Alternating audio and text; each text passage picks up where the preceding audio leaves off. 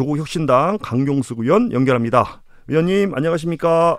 안녕하십니까, 강경숙입니다. 네, 우리 교육 개혁에 관한 얘기 좀 언급하기 전에요. 먼저 우리 윤석열 전 대통령 파면에 대한 얘기 좀 해봐야겠죠. 네.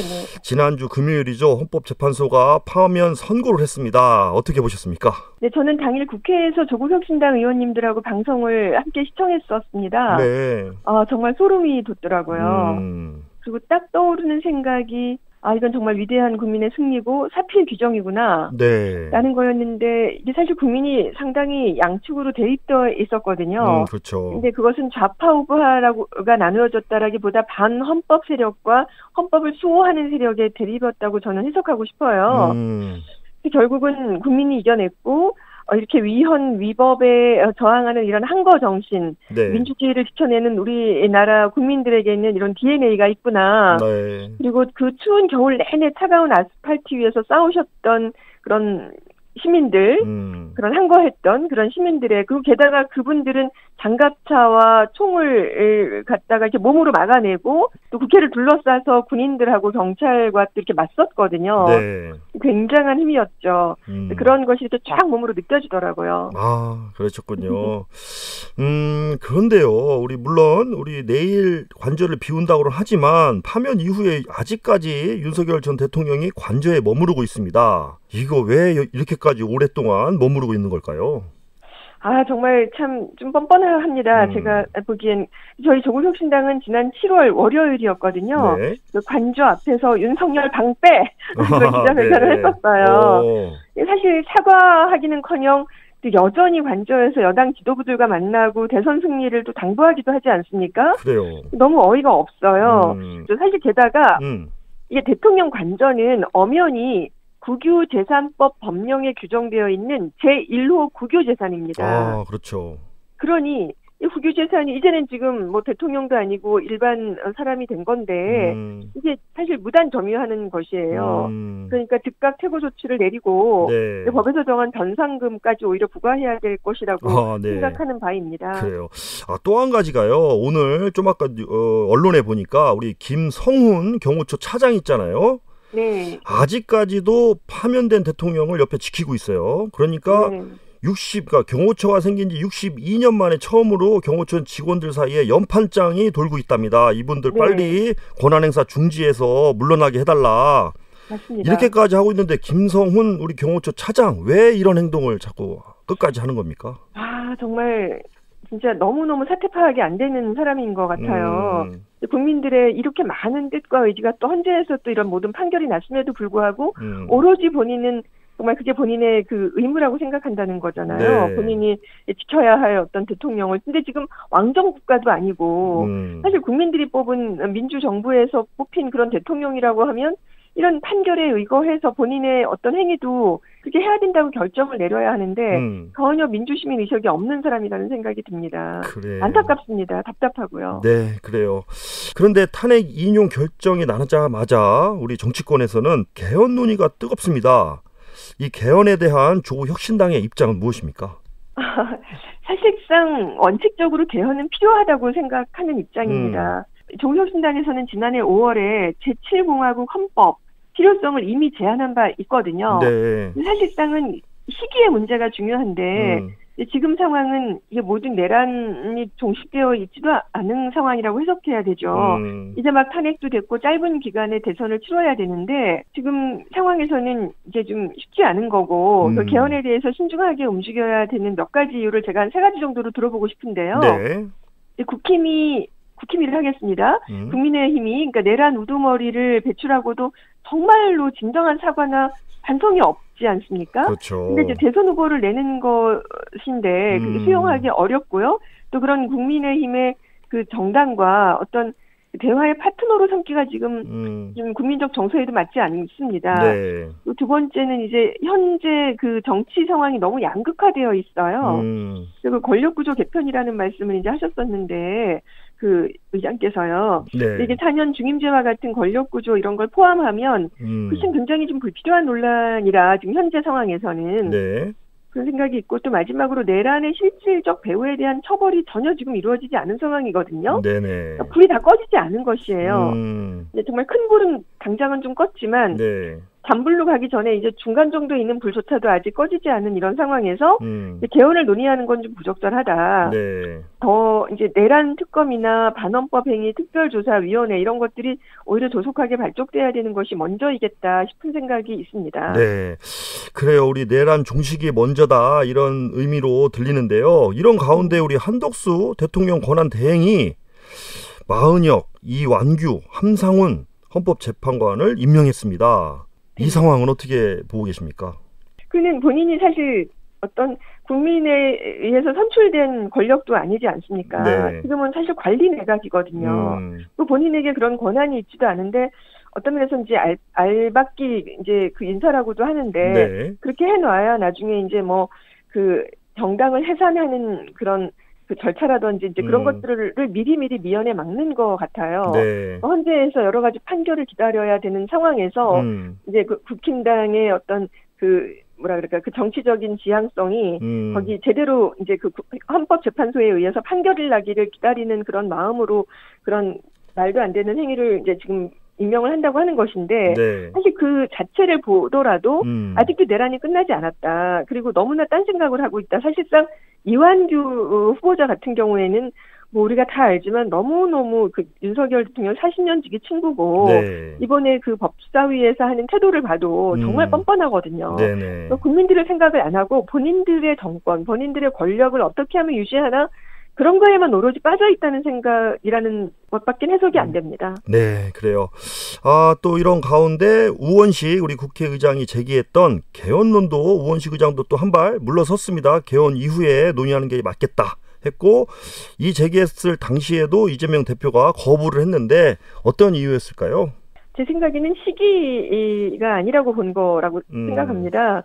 이제 이재명 대표가 발언한 걸 제가 좀 찾아보니까 네. 7일날 월요일에 민주당 최고위원회에서 개헌의 필요성은 공감한다 그러셨어요. 근데 지금 당장은 민주주의 파괴를 막는 것이 훨씬 더 긴급하다. 그리고 더 중요하다. 네. 우선은 내란 종식에 좀 집중해야 했으면 좋겠다라고 말씀하셨는데 네.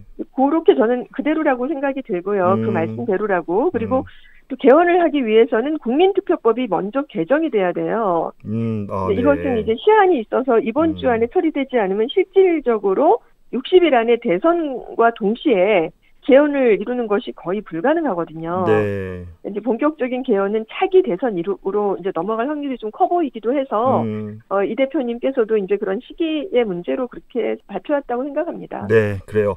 이제 조기 대선을 앞두고 있는데요. 우리 조국혁신당은 오픈 프라이머리, 즉 완전 국민 경선을 실시하자고 제안했죠. 어떤 이유였습니까? 사실상 오픈 프라이머리는 이제 어떤 탄핵 후에 이제 대선이 이루어지는 건데. 야권의 후보가 특정 정당만을 대표하는 후보라기보다도 헌법 수호 세력, 아까 제가 말씀드린 그 반헌법 세력과 헌법 수호 세력이라고 나누고 싶거든요. 이제 좌파 우파가 아니라. 네. 그랬을 때 민주진영 전체의 단일 대표 후보가 되게 한다. 압도적인 정권 교체의 마중물이 돼야 되지 않나. 네. 그런 생각에서 그러니까 원샷으로 가자, 함께 가자, 민주진영 전체가 함께 움직이자. 네네. 그런 의도가 있거든요. 네. 이제 새 정부가 그 새로운 대한민국을 발망하는 이런 광장의 민심을 이번에 확인했는데 이제 그런 새 정부가 이런 것들을 구현해 내려면 압도적인 지지를 얻어내야 되는데 이제 그 힘이 바로 그 윤석열 탄핵을 위해서 함께했던 그 힘들이거든요. 네. 그래서 그 제안을 했고 사실상 4월 6일에 체험 제안한 것이 아니라 3월 4일에 최초로 제안했었습니다. 아, 그랬군요. 네. 알겠습니다. 화제를 이제 좀 바꿔서요. 우리 교육 개혁에 대한 얘기 나눠보겠습니다. 네. 지난달이죠. 우리 조국혁신당 교육개혁특별위원회가 출범을 했고요. 모두를 위한 교육, 교육권이 보장되는 나라를 만드는데 목적으로 두고 있다. 이렇게 말씀하셨습니다. 그렇다면 의원님께서는 현재 교육 시스템의 가장 큰 문제 무엇이라고 보고 계시는 겁니까? 뭐니 해도 그 교육 불평등과 과도한 경쟁 교육이라고 봅니다. 최근에는 이제 계층 사다리니 그런 개천에서 용났다 이제 이런 말 자체가 이제 성립되지 않은 사회가 됐다라 그러잖아요. 네. 이렇게 경쟁 교육이 너무 과도한 거 그리고 불평등이 이제는 이미 시스템이고 문화가 돼버리지 않았나 싶어요. 네. 작년에 사교육비를 보니까 30조를 넘어버렸거든요. 최초인데요. 32.5조라고 합니다. 네. 그러는 와중에 또 영유아 사교육비가 도를 넘어버렸는데 그러니까 어린아이 때부터 이제 사교육을 시키는 건데 그것이 무엇이겠습니까? 결국은 부모들의 어떤 재산이라든지 그런 재정 능력에 의존하는 거 아니겠습니까? 그렇죠. 그러면 어렸을 때부터 이런 차별이 이제 발생하는 것인 거고 교육의 불평등인 거죠. 네. 그리고 그런 것은 뭐냐면 경쟁 교육을 더 심각하게 만드는 거기 때문에 이제 함께 가는 공동체 의식이라든지 협력보다는 내가 먼저 나아가야 돼. 내가 잘나서 내가 먼저 출세하는 게 세상 살아가는 거에 굉장히 중요한 최우선 가치야라고 하는 것을 암암리에 심어주게 되는 것이라서 이런 과도한 경쟁 교육, 불평등은 너무너무 우리가 주시해서 봐야 하고 존엄한 교육으로 넘어가야 되는 그런 이제 시기를 맞이했다고 봅니다. 네, 영유아 사교육이 도를 넘은 상태라고 말씀해 주셨는데 최근에는 4세 고시, 7세 고시라는 신조어까지 등장을 했습니다. 사교육 관련 분야 이 부분도 관심 있게 들여다보고 계신 거죠? 네, 그럼요. 굉장히 큰 관심이 있습니다. 그래서 이제 그 국회 교육위 회의에서요. 네. 이주호 교육부 장관에게 좀 강력하게 제가 질의를 했고 그 교육부 통계조사를 도대체 왜 발표하지 않는가. 최근에 또 영유아 사교육비 관련된 통계조사가 발표된 것이고요. 아마 제가 질의했던 것도 영향이 있다고 보는데요. 이번에 발표한 유아 사교육비 발표는 사실상 정부 최초거든요. 네. 근데 이제 사교육비를 생각해 보면 학부모의 불안 마케팅에 성공한 사례라고 보여져요. 다 불안하게 만드는 거죠. 그래서 그거를 사교육비 수장에서도 압니다. 이것이 정말 필요로 한 것이 아니라 우리 아이들 이거 교육 안 시키면 뒤처집니다라고 하는 불안감을 조성해서 사교육비를 이제 벌어제끼려고 하는 그런 학원들의 이런 작태라고 볼 수 있는데 극단적인 이제 사례죠. 근데 그래서 7세 고시반 국민 고발단이라고 하는 시민사회 연대체가 지금 결성 중이에요. 네. 뭐냐면 정말 너무 어린 나이에 경쟁 교육에 내몰리게 되면 아까 제가 말씀드린 것처럼 인성 교육에 너무 안 좋고 비싼 사교육비를 들이지만 실제적으로 전인 교육은 더 망가지는 거죠. 예를 들면은 그 나이에는 신체적, 정서적, 사회적으로 전인 교육이 이루어져야 되고 공동체 의식이 필요한 나이인데 지금 학대 수준으로 아이를 너무 고단하게 만들잖아요. 네네. 놀 시간도 없고요. 실제로 또 영어 유치원 같은 경우를 보면은 평균 154만 원이라 그래요. 사실 유치원도 아닌데 네네. 이렇게 큰 비용을 들여야 하는가 굉장히 회의감이 있습니다. 그래요. 우리 의원님께서 작년이죠. 우리 공교육 정상화법 개정안을 발의하셨죠? 네. 어떤 내용이 주로 들어있습니까? 공교육 정상화법이요. 네. 공교육 정상화법이라고 하는 것은 이제 사교육비를 그만큼 이제 줄여야 된다라고 하는 것인 거죠. 네네. 그러니까 선행학습 금지법이라고 볼 수 있겠는데요. 그러니까 너무 지금 말씀드린 그 맥락에서 너무 어린 나이에 사교육을 받게 되면은 여러 가지 오히려 망가지는 점도 있고 그러하니 이제 공교육을 좀 더 정상화하자라는 것이고 이제 그런 측면에서 이제 사교육을 좀 경감해야 된다라고 하는 것에 착안한 것인데요. 이제 사교육 경감을 그럼 어떻게 해야 되는 것인가? 이제 보면은 그 입학 준비부터 대입까지 그런 고액의 사교육을 지속해서 유발하거든요. 뭐가 유발하냐? 자사고하고 과학고가 그렇습니다. 그래서 이런 특정 고등학교를 유지하는 문제를 빨리 해결해야 되고요. 그래서 그런 것 때문에 요즘에 그 고교 학점제라고 하는 것도 제대로 맞물려서 돌아가지 못하거든요. 이제 그런 특정 고교를 이제 좀 정리해야 되는 시기라고 보고요. 그다음에 그 학교 수업 보충으로 이제 그 뭉뚱그려진 그 내신 대비 사교육비 문제를 해결해야 됩니다. 그리고 그 사교육비 조사를 할 때 고소득층 수도권 가구 이런 것들을 빠뜨리는데 실제로 해서 얼마나 이게 심각한지를 좀 확인도 해야 되는 것인 거죠. 그래서 아까 말씀하신 것처럼 단기적으로는 이렇게 초등의대반 방지법 이런 것 통과도 해야 되고 이제 대입 정책이나 고교 내신 그 절대 평가를 도입해야 되고 대학 교육도 이제 전반적으로 함께 상향 평준화해야 된다라고 하는 것이 제 이제 정책적인 제안입니다. 네, 알겠습니다. 우리가 사교육비가 증가를 하면요, 우리 사회적 약자 또 소외된 계층 등은 교육권이 위협당할 수밖에 없지 않습니까? 네. 의원님의 우리 캐치프라이즈를 보니까 교육 누구도 소외 없이입니다. 네. 자세히 설명 좀 해주세요. 정말 찐심이에요. 정말 교육 누구도 소외 없어야 되죠. 네. 그게 우리나라 민주사회 그러니까 평등한 교육이 누구에게나 주어져야 되는 그런 환경을 만들어야 되는 이유인 건데요. 거기에 사회적 약자가 이제 계속 양산되는 거고 이제 부모의 그런 교육 수준이라든지 재정 능력이 계속적으로 그 이후의 세대에게도 이어지는 거잖아요. 네네네. 그러면 사회 이동성 지수가 떨어지는 거고 건강한 사회가 될 수 없어요. 어차피 나는 이렇게밖에 살 수 없어라고 하는 그 학습된 무기력이 형성되는 것이니까요. 네. 그래서 하여튼 이제 지방 정부하고 지방자치단체가 협력을 해서 이제 가장 먼저는 저소득 가정의 아이들에게 더 많은 교육 지원을 제공해야 하는 것이고요. 네. 그다음에 이제 공교육의 질을 좀 높여야 되는 것이죠. 그래서 사교육에 의존하지 않고도 필요한 학습을 제대로 충분히 받을 수 있다라고 하는 것을 이제 국가가 책임져야 된다는 것이고요. 네. 그다음에 학습 지원 그 프로그램도 확대해야 되는 것인데 이제 말하자면 소외된 계층의 학생들을 위해서 맞춤형 학습 지원 그런 프로그램들 네. 다 예를 들자면 방과 후의 학교 프로그램이라든지 온라인 교육 자원의 그 접근성을 향상하는 거라든지 네. 아니면 멘토링, 튜터링 서비스 같은 건 많이 실험도 해봤거든요. 네. 그런 학습 기회를 좀 늘리고 그래서 교육 격차를 해소해야만 정말 교육 누구도 소외 없이라고 하는 그 캐치프레이즈가 달성된다라고 보여집니다. 네, 그렇군요. 우리 저소득층 가정 학생들에게도 교육비 지원이나 이런 것들에 대한 내용들도 담겨져 있나요? 그럼요. 장학금 제도도 좀 확장해야 되고요. 네. 그다음에 교육용 자료라든지 그 도구도 좀 무료로 제공하고 단순히 이것은 이제 교육의 문제를 넘어서서 사회적 정의와 평등을 실현하는 것이기 때문에 저소득층 가정들에게도 이런 교육비 지원, 이제 관련 여러 가지 비용도 경감하고 아까 말씀드린 여러 서비스들, 네. 멘토링이라든지 튜터링 서비스 제공하는 거, 방과 후 학교 프로그램 이런 것들이 골고루 이제 정말 진심으로 네. 보여주기식 정책이 아니라 이제는 이제 새로운 세상이 열리면 정말 이제 그 소외되거나 이제 힘이 없거나 이제 손을 내밀어줘야 되는 계층들이 있거든요. 네. 손을 잡기만 하면 될 수 있도록 손도 내밀어주고 넘어지면 일으켜 세워주고 그런 국가적 책무성이 이제 좀 더 강화돼야 되는 시기라고 봅니다. 네, 알겠습니다.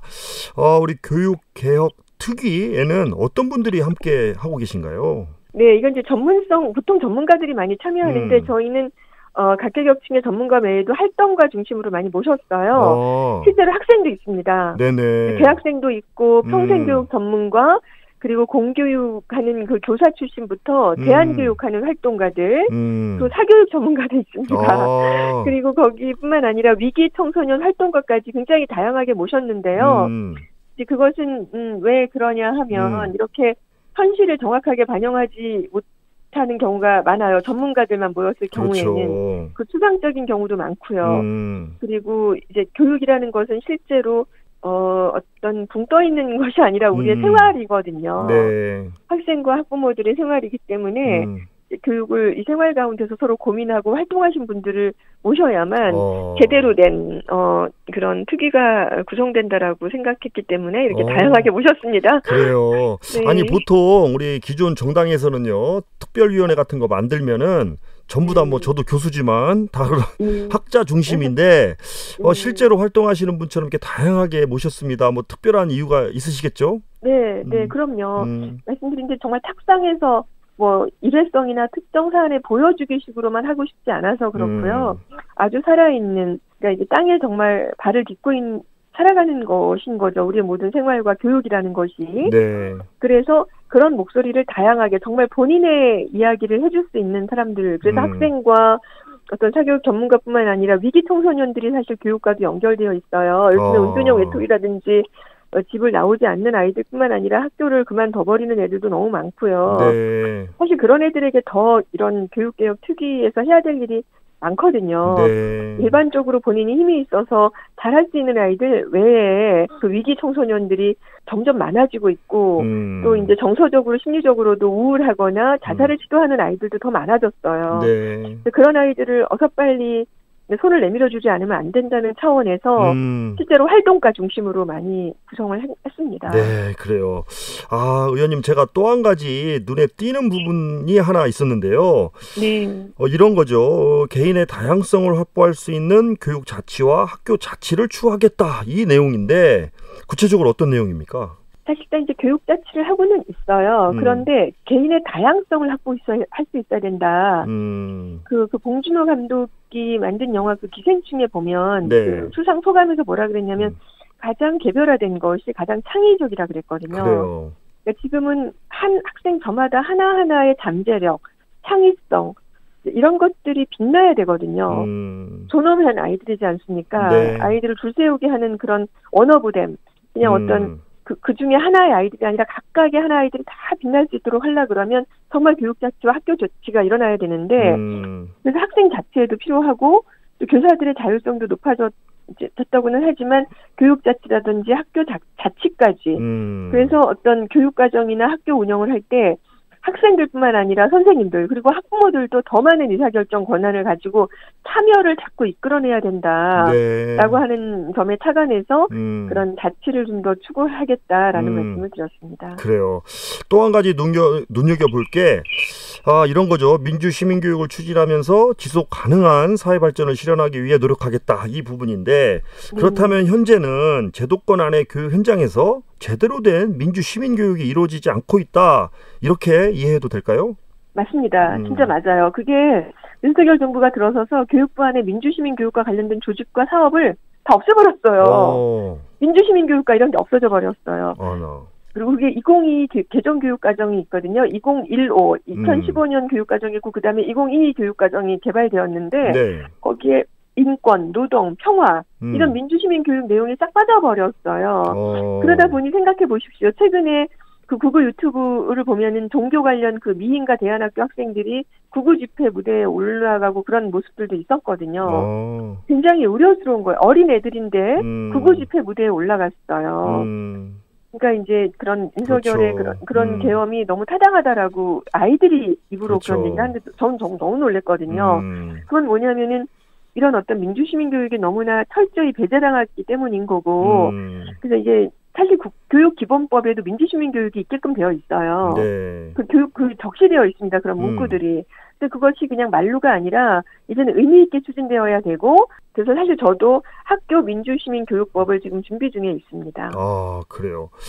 이 내용을 듣고 보니까요. 또 탄핵 과정이 생각이 나는데 탄핵 선고하는 그 내용을 우리 시도 교육청에서는 그 탄핵 심판을 시청할 수 있게 하라고 공문을 보냈습니다. 그런데 또 교육부에서는 또 다른 얘기를 합니다. 교육 중립성과 교육 공직선거법에 관해서 결정하라 이렇게 하면 현장에서는 이게 다른 내용으로 받아들이지 않습니까? 왜 교육청과 교육부의 내용이 이렇게 다를까요? 사실상 어떤 그 속에 다른 의도가 있다고 볼 수밖에 없어요. 그게 무슨 중립성을 저해하는 것입니까? 헌재에 가장 역사적으로 너무나 중요한 정말 역사적 사건이 일어나는 순간이지 않습니까? 그게 왜 중립성을 침해하는 걸까요? 그는 그런 그 어떤 탄핵에 대한 그 반대하는 그 세력들의 어떤 생각을 거기에 반영된 것이 아닐까라고 저는 생각할 수밖에 없다고 보여집니다. 네. 그리고 사실상 이거는 그 독일에서도요, 그 모이테스 방 협약이라는 것이 있는데 그렇게 학생들한테 그런 정당 교육, 정치 교육을 하게끔 되어 있습니다. 네. 정치라는 게 우리 생활과 얼마나 밀접합니까? 그래야 우리가 농락당하지 않고 제대로 된 지도자를 뽑아야만 우리 미래가 열리지 않겠습니까? 네. 그런 걸 자꾸 중립성이 침해된다라고 하는 이유로 이렇게 덮어버린다는 건 오히려 그 얘기를 하는 의도에는 그렇게 진짜 반헌법적인 그런 의도가 저는 있다라고 저는 그냥 해석을 합니다만 이제 다른 해석도 있겠죠. 그래서 하여튼 저는 학생들에게 그 시간에 그 중요한 역사적 순간에 함께 시청하면서 함께 그게 왜 좋은지 나쁜지를 그게 중립성이겠죠. 네. 무조건 계엄이 이제 있기 때문에 탄핵을 해야 돼라고만 교사가 얘기하진 않을 거잖아요. 그렇죠. 본인들이 선택하는 거고 그걸 그 장면을 보면서 우리나라 미래가 어떻게 열릴까 그리고 그 아이들에게 사실 미래가 지금 우리가 애쓰는 게 다 그런 미래 때문에 그러지 않습니까? 네. 그럼 그 아이들이 맞이할 세상에 대한 생각도 해보는 것이고 이 역사적 순간을 본인들이 어떻게 내면화할 것인지도 생각해 보게끔 하는 것은 너무나 중요한 교육이죠. 그래요. 맞습니다. 말씀을 나누다 보니까요. 시간이 다 되어 가는데요. 우리 교육개혁특위에서 포럼을 준비하고 계시죠? 네. 소개 좀 해주세요. 네. 다음 주에 민주시민 교육의 미래, 다음 정부에 묻다라고 하는 주제로 네. 토론회가 열리는데 그 계엄에 맞선 학생 얘기가 있습니다. 그리고 네. 사회 참여를 위한 교사들의 노력, 그리고 부모로서 민주시민 교육을 위해서 하고 싶은 말들이 토론회장에서 펼쳐질 예정인 거예요. 무슨 뜻이냐면 선생님들만 얘기하는 것이 아니라 학부모들의 이야기, 학생 이야기들을 함께 들으면서 이제 이런 어떤 탄핵 때 보여주셨던 이런 국민의 의지나 행동이 이제 민주시민 교육으로 체계화돼서 더욱 이제 지속 발전할 수 있도록 밑거름이 됐으면 하는 뜻으로 열린 것입니다. 다음 주에 16일입니다. 그래요. 우리 교육개혁 특위를 통해서 기대하는 점, 앞으로의 방향에 대해 한 말씀 남겨주세요. 이런 교육개혁 특위를 통해서 이제 학생들이, 제가 계속 민주시민이란 말씀드렸는데 실제로 민주시민 교육이라고 하는 건 사실 자기만의 사익을 추구하지 않고 공동체 의식이 함양된다라는 걸 뜻하기도 하거든요. 그래야 각자 도생의 사회를 마감할 수 있어요. 우리는 정말 너무나 경쟁에 찌들어 있고 혼자 잘나야만 된다는 생각이야. 그래서 그런다지 않습니까? 그러니까 이렇게 검찰들에게 막 뭐가 불만이다고 얘기하면은 검찰들이 하는 얘기가, 야 너도 서울법대 다니지 그랬어. 너도 검찰 한번 해봐 이런다잖아요. 네. 그런 자조적인 말들이 이제 우리 사회에 만연한데 그거 각자 도생이 아니라 이렇게 민주시민으로 성장할 수 있는 그런 의제를 이제 사회에 던지려고 하는 것인 거거든요. 그래서 정말 누구도 소외 없이, 그래서 저도 이제 발로 머리로 이제 가슴으로 뛰겠다라고 하는 그 다짐을 하면서 이런 교육개혁 방안도 만들고 현안도 놓치지 않겠다라고 하는 약속을 드리겠습니다. 네, 알겠습니다. 오늘 말씀 여기까지 듣겠습니다. 감사합니다. 고맙습니다. 지금까지 조국혁신당 의원이시죠? 교육개혁 특별위원회 강경숙 위원장님과 말씀 나눴습니다.